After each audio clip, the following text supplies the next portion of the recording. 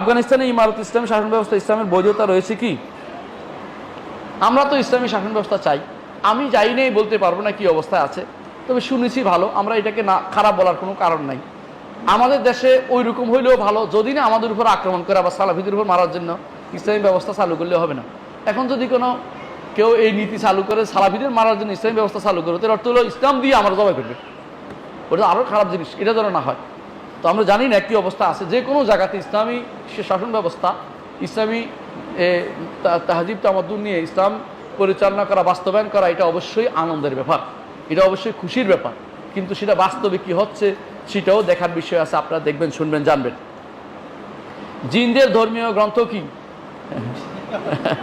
তাদের নামাজ পড়তে হয়, তাদের ধর্মীয় গ্রন্থ কোরআন। বুঝে আসছে? তাদের ধর্মীয় গ্রন্থ কোরআন। জিন মানুষের একসাথে হাসর হবে? জি, একসাথে হাসর হবে।